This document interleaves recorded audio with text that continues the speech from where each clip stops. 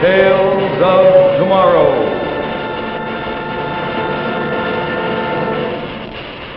Presented by Maslin, Beauty Blend, Broadway. Tonight's Tale of Tomorrow, The Bitter Storm, starring Arnold Moss. Good evening. Well, now that the holidays are over and we're sort of settling down into our everyday routines, I'd like to read you a little editorial that I thought was particularly timely. As usual, it's here in the Shuttle, this little magazine put out for and by the people that work in the Maslin Mills. And it goes like this. The Christmas season is undoubtedly the loveliest time of the entire year. People walk through the streets looking friendlier, more relaxed, anticipating happy family gatherings. Bus drivers smile more often. Strangers engage in conversation more readily. Life seems very much worth living. But let's not pack away all this goodwill with our Christmas tree ornaments, not to be taken out again until next year at this same time. The time to love our fellow man, to think happy thoughts about one another, is not just when sweet carols fill the air. It's all the time. Each one of us can do our part to make this world we live in a better and happier one, if we'll try to keep our Christmas spirit alive throughout the whole year. Now, don't you think that's something we all ought to try to do? I do. And now, let's look at Act 1 of tonight's Tale of Tomorrow. The Bitter Storm, starring Arnold Moss.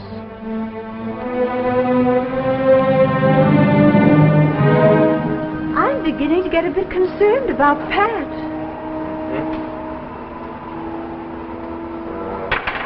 This thing, I can't understand it. The storm seems to be getting worse. I hope they stay over on the mainland. It's much too rough to try to make it back in the launch in this weather. Well, there's that interference again. Oh, why? Shouldn't be happening. I've checked and rechecked every detail. Leland. Huh? Would you like your tea now? Tea? Oh, tea. Yes, that'd be fine. Oh, listen to that wind howling. What's the matter with this thing? Can't you find out what's wrong with it, Leland? I'd rather not say.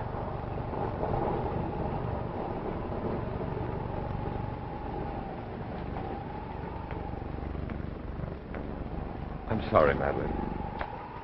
I don't really mean to be difficult. I guess that it's just been that I've been living alone on this island too long. Madeline, do you like living here? Well, of course I do, Leland. And, Leland, it was wonderful of you to take Pat and me in like this after Charles passed away. You were the only one we could turn to. Well, it was the least I could do for my own sister. Madeline, I know that I'm not easy to get along with. Well, I must confess there are times when your behavior is, well, a bit different from what I'm accustomed to. It's this island. I've been very lonely, Madeline. Very lonely. Then why did you stay out here so long? To be as far away from them as possible. To be safe. Safe? From whom? Prying, cheating, selfish people.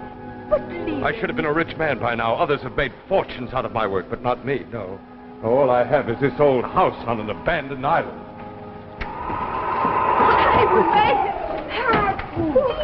Just slightly drenched, that's all. Well, thank heavens you're back. Good gracious, you children must be frozen. Well, Steve's worse. He had to mow the launch down the channel and row back to shore. In this weather, you're mad. You didn't want your boat pummeled against the dock, did you? It's really starting to blow out there. It really is. Oh, Mother, can we have some of that hot tea? Well, of course. Say, that looks good. Aren't you going to join us, Professor? Huh? Oh, no, not right now. Thank you. What's the matter with Uncle Leland? I think I'll go upstairs for a little while. If you don't mind. Of course, Leland. Gosh, he's a strange man. It's lovely to hear you. He's just upset about his work, that's all. That thing? What is it, anyway? Well, you can tell me. No, we can't really. We don't know. Leland's very secretive about his work. You mean you've been in the house with this thing all these weeks and you don't know what it is? That's right. You know, I've been dying of curiosity, too. One night last week when everybody was asleep, I almost turned it on. Pat, you didn't. No, I didn't. I just thought about it. That's about as far as I got. Well, he's upstairs now. Why don't we try it? Steve, no. Well, Mother, Uncle Leland will never know. He might hear. Oh, he won't hear us. Go ahead, Steve. Turn it on. Well, let's see. Well, here goes. Nothing yet. You don't suppose it'll blow up, do you? Silly. Oh, gracious, you children must be frozen. My Mother... He's worse. He had to moor the launch out in the middle of the channel and row back to shore. In this weather, you're mad. You didn't want your boat pummeled against the dock, did you? It's really starting to blow out there. Uncle Leland. I knew I couldn't trust you. My own family. It was all my fault. It was my idea. I'll throw you all out of this house right this minute. It was only innocent curiosity, Leland. We didn't mean any harm. Innocent curiosity when I asked you not to touch it? Isn't there anybody I can trust? I wish you'd let me apologize, Professor Russell. After all, we aren't trying to steal it from you.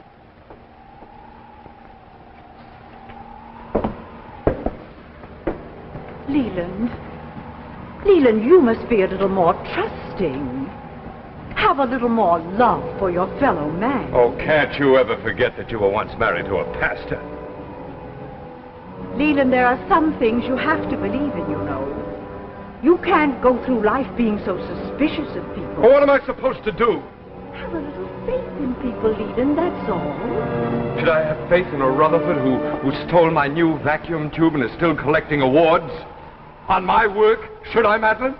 Or should I have faith in a Bennington who paid me $60 a week to work in his laboratory while he pocketed thousands a week in royalties from my inventions? Is that the kind of people you want me to put my faith in? No, Leland, but you're destroying yourself with bitterness. All this was long ago. Maybe I ought to put my faith in my family who tampers with a delicate mechanism that's taken me over 5 years to perfect.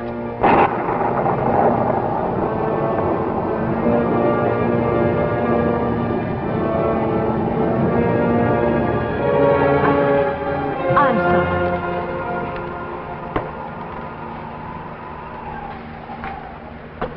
Uncle Leland? Why did we hear our own voices when we turned it on? I guess it's some sort of a recorder. Is that it, Professor? Recorder? It's nothing quite so simple. Well, then what is it, Leland? After all, we've heard it now. Surely you can tell us about it. Or maybe some other time. Uncle Leland, please tell us about it. Please. Well, all right. You heard your own voices because this is a machine that picks up and recaptures the sounds of the past. What kind of sound? Well, voices, for one thing. There's no limit to the voices that you can hear on my machine, so long as they've once been spoken on Earth. You mean any voice that's ever been spoken, no matter when? Exactly. You see, sounds never really die, but they continue to agitate the air molecules about us. This machine picks up and recaptures those sounds. Oh, wait, I'll show you. Come.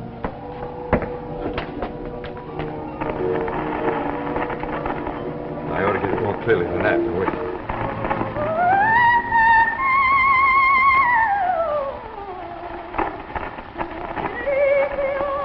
Why, that's smells like Galacucci.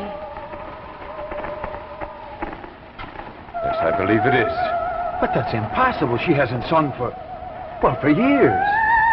Where do you keep your records, Uncle Leland? There are no records, Pat. This electronic device actually picks up sounds of the past. Now listen.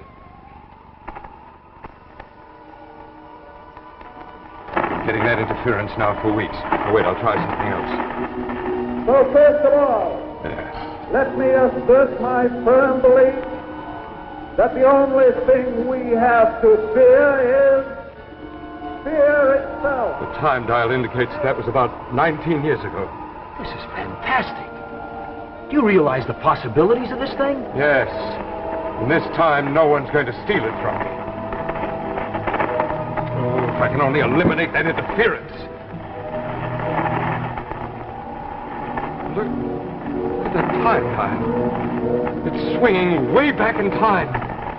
Way past the Middle Ages. Look.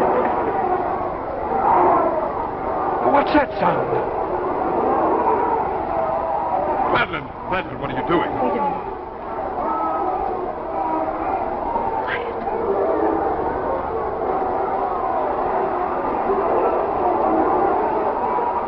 What is it? What is it, Madeline? Mrs. Barnett. Do you understand it, Mother?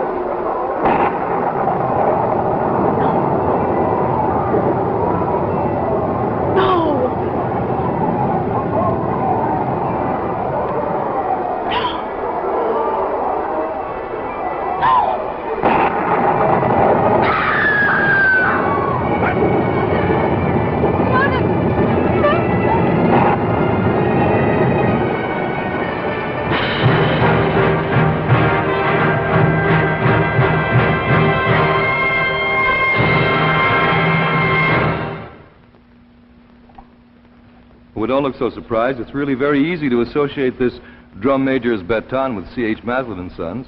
After all, they've been leading the way in the carpet parade for a good many years, not just by weaving outstanding carpets and rugs, but also by starting many of the new floor-covering trends that are absolutely traditional in the field today. Now, for the past several months, it's been my privilege to bring you many of the lovely carpets and rugs that have helped to uphold Maslin's leadership in the carpet and rug field. And I thought it might be an appropriate occasion tonight to review some of them.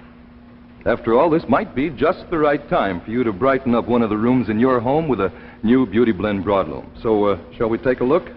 First, let's look at New Ballerina, one of Maslin's loveliest textured broadlooms. Its rhythmic high-low pattern blends with both modern and traditional furnishings. Next, delightful all-wool cantata. Now, this sculptured Wilton with a dramatic tone-on-tone pattern is cantata. And cantata makes any room look warmer and exceedingly elegant. And, of course, we have to include exciting new Nubinet. And here it is, the entirely different all-wool broadloom that's woven with these random nubs of brilliantly colored saran plastic. Nubinet is just about the easiest carpet for color planning that you could possibly buy. And now, let's join the trend to cotton. Cotton especially suited to smart, modern interiors. This is Maslin's Carioca, a cotton broadloom with a textured twist pile. It's beautiful, it's long-wearing, and it's completely washable. Carioca comes in a breathtaking range of decorative colors. Among them are lipstick red, jasmine yellow, and quartz green. Now, these, of course, are just a few of the many beautiful Maslin Beauty Blend broadlooms that are waiting for your inspection at your Maslin dealer's shop. On television, we try to show you pattern and weave. But let's face it, to really appreciate the full line of Maslin Beauty Blend broadlooms in all their glorious colors, you've got to see them for yourself. So visit your Maslin dealer soon. As a matter of fact, tomorrow would be a good day, wouldn't it? And now, let's return to the second act of The Bitter Storm, starring Arnold Moss. Mother! Steve, let's get her into the bedroom. I'll take it.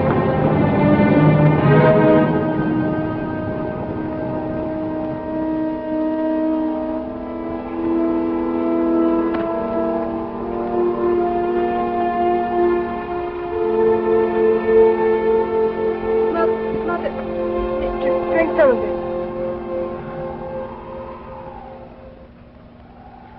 Mother, you all right? Easy, Pat. I'm all right, Pat. I'm sorry. I didn't mean to upset you all like this. What was it, Madeline? What happened? I've got to know. She's in no condition to talk. No, Mother, lie back. No, you mustn't get up, Mrs. Barnett. Please. Leland. Madeline, you've got to tell me while it's still fresh in your mind. Oh, please, Madeline, try. What were those sounds? Most dreadful. The most glorious sounds I ever heard, Leland. The most... Oh, Leland, I can't find words. Oh, please, Madeline, try. No, Leland. I think you are the one who must try. I heard and understood. And now you must look into your own heart to know why those sounds were only noise to you. I'll ask you again when you've come to your senses. Keep her quiet for now, Pat. I'll be right back. I want to talk to your uncle. Yes, sir. I'm worried about that storm.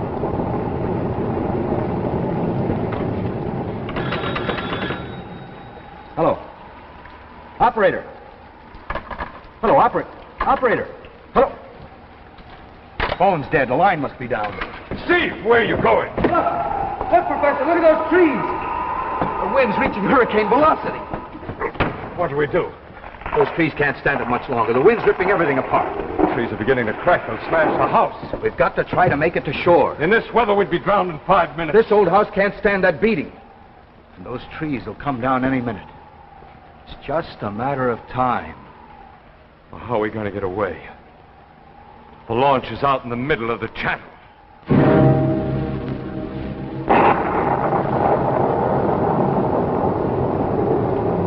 Mother, what were those sounds you heard on the machine? Can't you tell me? Not even you, Pat.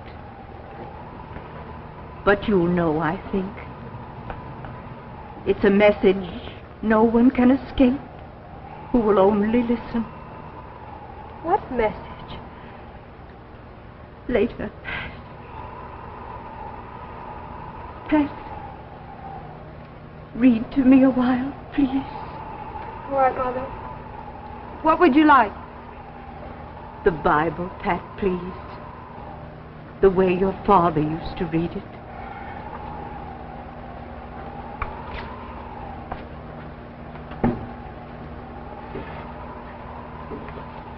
Open it any place, Pat.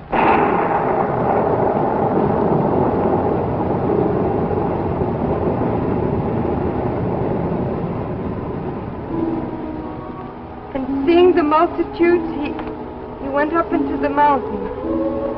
And when he was set, his disciples came unto him, and he opened his mouth and taught them, saying, Blessed are the poor in spirit, for theirs is the kingdom of heaven. Blessed are they that mourn, for they shall be comforted. Blessed are the meek, for they shall inherit the earth. Blessed are they which do hunger and thirst after righteousness, for they shall be filled. Blessed are the merciful, for they shall obtain mercy. Blessed are the pure in heart, for they shall see God.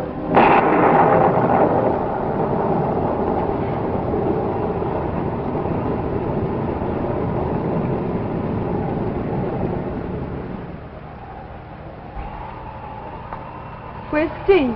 He's gone, Pat. Steve! Steve!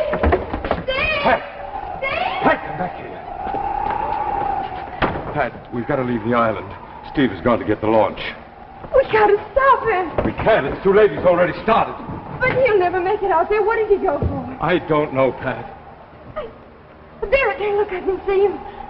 Maybe he can fight his way through those winds. Blessed are the peacemakers, For they shall be called the children of God. I can't see him anymore. He'll be all right, I'm sure of it, Pat. Oh, look, there he is. There, I can see him. Pat! Pat, he's made it. Look! Look, he's reached the launch.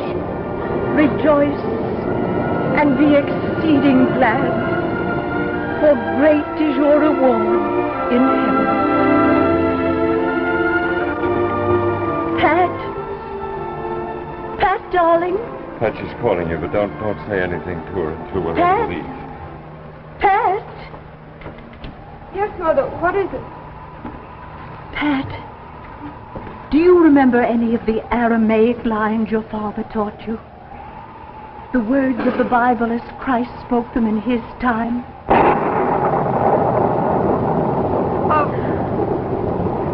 Only a little, Mother, of Christ's words of the crucifixion. Eli, Eli, lama sabachthani. My God, why hast thou forsaken me? My God, why hast thou forsaken me?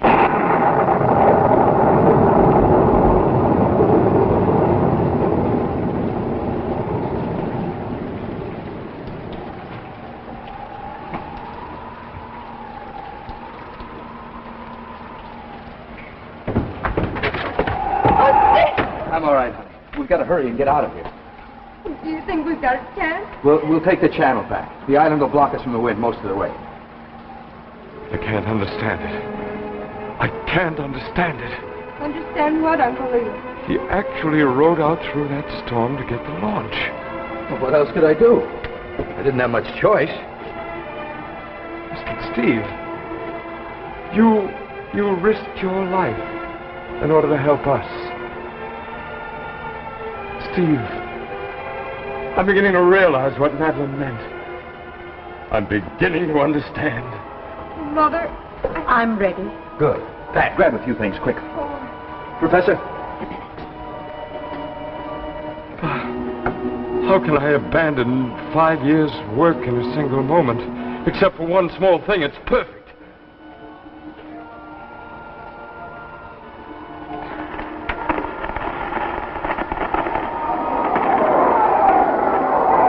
Madeline! Madeline, you were right!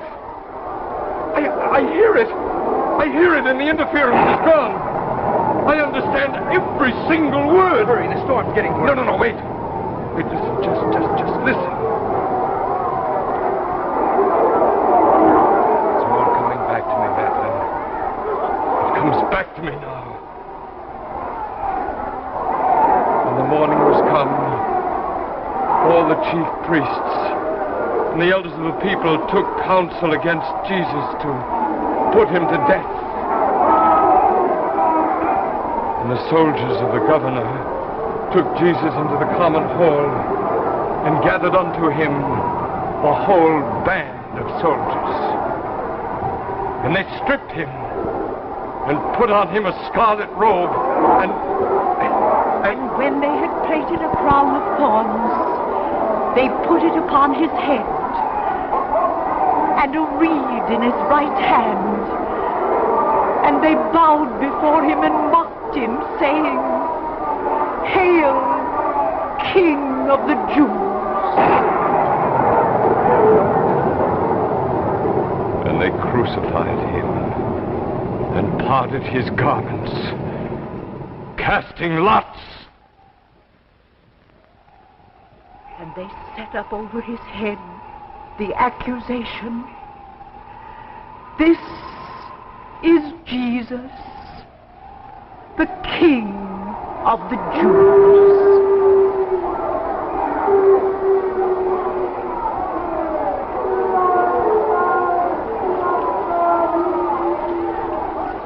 And at about the 9th hour, Jesus cried with a loud voice, saying, My God, why hast thou forsaken me?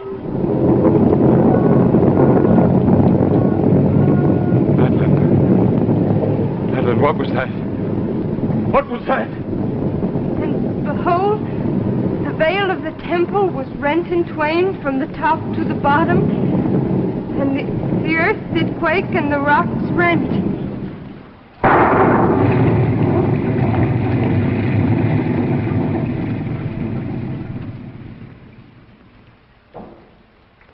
Eli, Eli, lama sabachthani.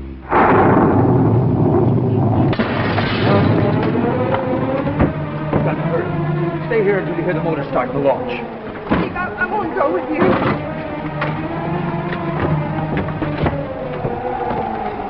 Come on, Madeline. We've got to leave the island. We're going to try to make the mainland. But your work, Leland. Don't worry, Madeline. It won't be lost. My work has a new meaning now. Those sounds meant nothing to me until I had faith in people. But now, at last, I know what I'm working for. What I'll always work for.